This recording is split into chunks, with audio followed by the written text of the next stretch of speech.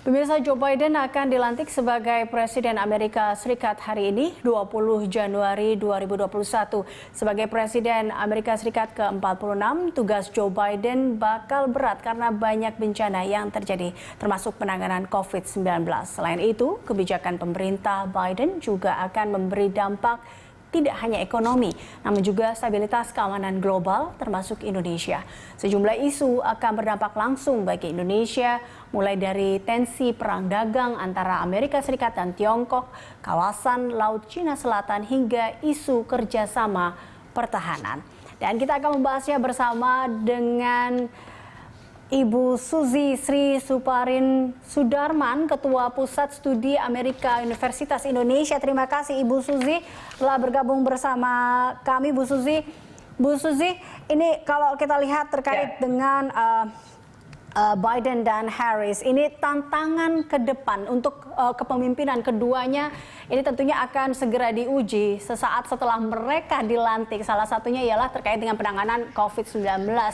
Nah, ini kan tentunya mereka harus menyatukan warga Amerika Serikat yang terpecah akibat Pilpres, yang kita lihat bagaimana cara mereka akhirnya mengelaborasi kelanjutannya. Menurut Anda seperti apa?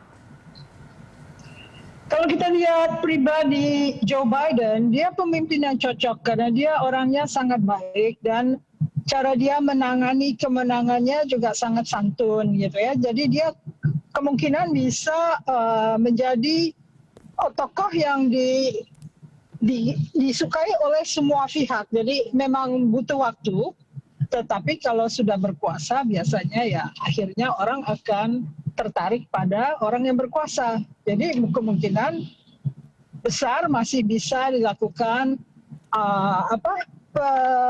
penyatuan kembali rakyat Amerika yang terpecah akibat tindakan-tindakan Donald Trump. Oke. Kita lihat cara dia pertama atau kita lihat di mana hari ini dia mengunjungi lokasi di mana tempat pemakaman warga yang terkena COVID atau yang meninggal akibat COVID-19. Apakah itu cara yang dilakukan oleh Biden dan juga Harris kepada masyarakat Amerika untuk meyakini masyarakat bahwa terkait keseriusan mereka dengan COVID-19?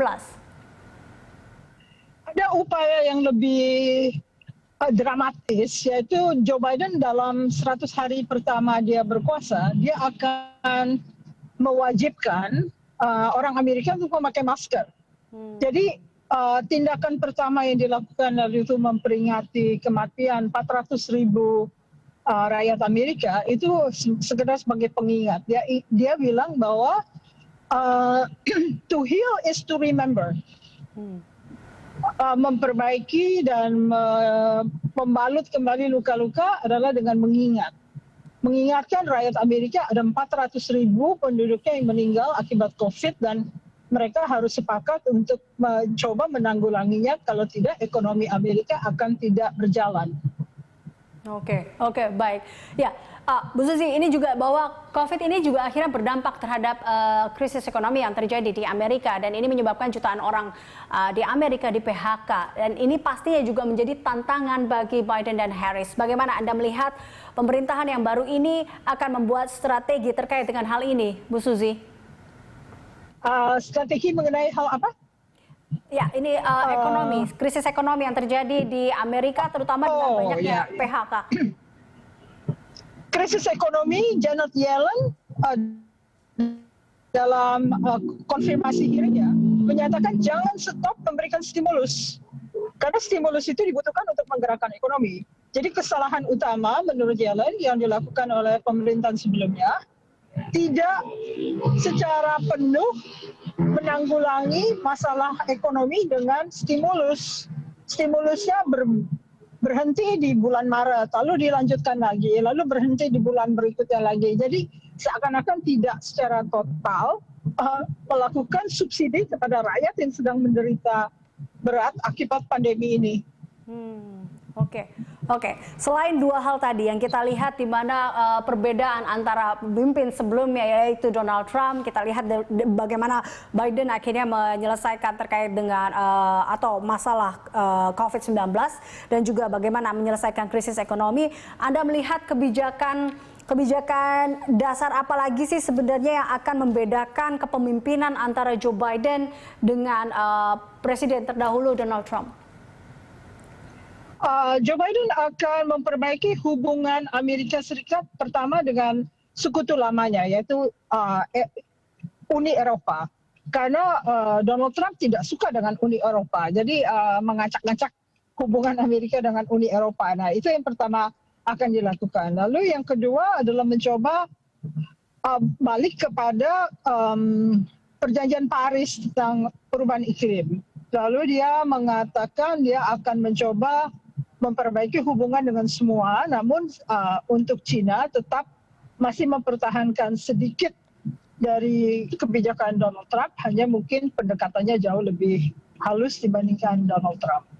Berarti dalam hal ini, baik, Bu Susi, berarti dalam hal ini dalam kepemimpinan Biden ini juga pasti akan berpengaruh terhadap ketegangan yang tadi yang Anda katakan mungkin yang di Laut Cina Selatan juga ini akan mempengaruhi seperti itu. Kurang lebih ya.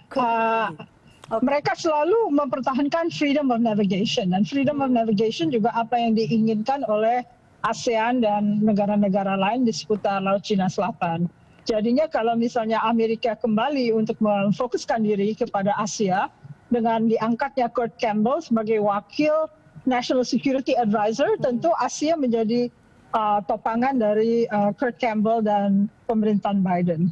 Oke, Bu Susi, kita coba untuk melihat bagaimana hubungan Amerika Serikat dan juga Indonesia sekarang di bawah kepemimpinan Joe Biden dan juga Kamala Harris. Ini kalau kita lihat, kalau soal pertahanan, ini kan sebelumnya juga Menhan Prabowo juga telah mengunjungi DC untuk melakukan kerjasama strategis. Ini bagaimana kira-kira kelanjutannya, Bu, menurut Anda? Kalau mengenai Pak Prabowo, itu saya serahkan kepada Kongres Amerika Serikat, karena saya tidak punya jawaban tentang ini. Ada masalah-masalah lama yang mungkin tidak disetujui oleh Kongres, mungkin akan diungkit kembali. Jadi saya sama sekali belum ada gambaran kira-kira Kongres yang dikuasai oleh Partai Demokrat, baik House of Representatives maupun Senat, akan sama pemikirannya seperti Donald Trump, ya. Jadi mungkin agak berbeda, kalau berbeda itu bagaimana, itu saya belum bisa menggambarkan. Oke, baik. Bu Susi, ini yang juga kita lihat agak sedikit berbeda dengan Joe Biden kali ini adalah terkait dengan dia melihat dunia Islam. Nah, bagaimana Anda melihat bahwa Amerika Serikat di bawah Biden ini terhadap dunia Islam, khususnya di Indonesia? Pertama akan kelihatan dari perbedaan dengan imigrasi yang dulu dilarang oleh Donald Trump, agar imigran dari negara-negara yang beragama Islam itu dibatasi. Sekarang dia sudah menghapuskan cara yang melarang orang Islam. Lalu tentunya dia akan dengan cara tersebut menjalin kembali persahabatan dengan umat Muslim di seluruh dunia. Oke, baik. Banyak isu-isu yang kemudian muncul juga terkait dengan hal ini. Salah satunya adalah isu lingkungan, Bu Susi. Yang ini seberapa besar sih isu lingkungan ini akan mempengaruhi juga hubungan Indonesia dan Amerika ini?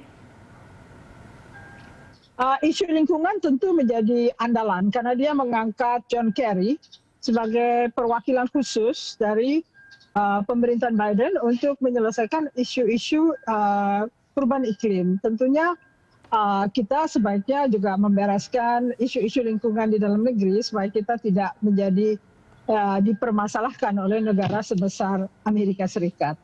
Baik, dan yang terakhir Bu Susi, ini yang juga mungkin banyak yang akhirnya melihat bahwa dari kemarin beberapa sentimen ini cukup mempengaruhi pergerakan pasar juga para investor terkait dengan kerjasama ekonomi antara Amerika dan juga Indonesia. Ini seperti apa? Anda melihat kerjasama ekonomi antara Amerika Serikat dan Indonesia ke depannya di bawah kepemimpinan Joe Biden akan seperti apa hubungannya dengan Jadi persoalan perekonomian Indonesia itu bergantung kepada apakah kita akan memperbaiki iklim usaha, apakah kita akan memperbaiki kondisi skilled workers kita, ya apakah cukup menyediakan skilled workers supaya orang Amerika bisa menanamkan modal secara baik ya.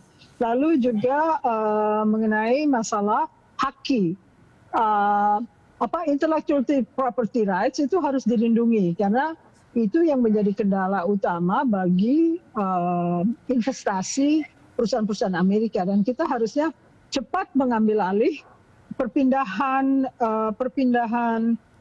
investor dari Cina untuk cepat diletakkan di Indonesia, dan akhirnya kita mendapat peruntungan dibandingkan dengan Vietnam misalnya. Oke, berarti kita sebenarnya harus memanfaatkan momentum ini ya, seperti itu ya Bu Suzy ya. Iya, betul. Baik, Bu Suzy, terima kasih tentunya telah bergabung bersama kami. Terima kasih atas waktunya. Pemirsa, Suzy Ya. Sri Subarin Sudarman, Ketua Pusat Studi Amerika Universitas Indonesia.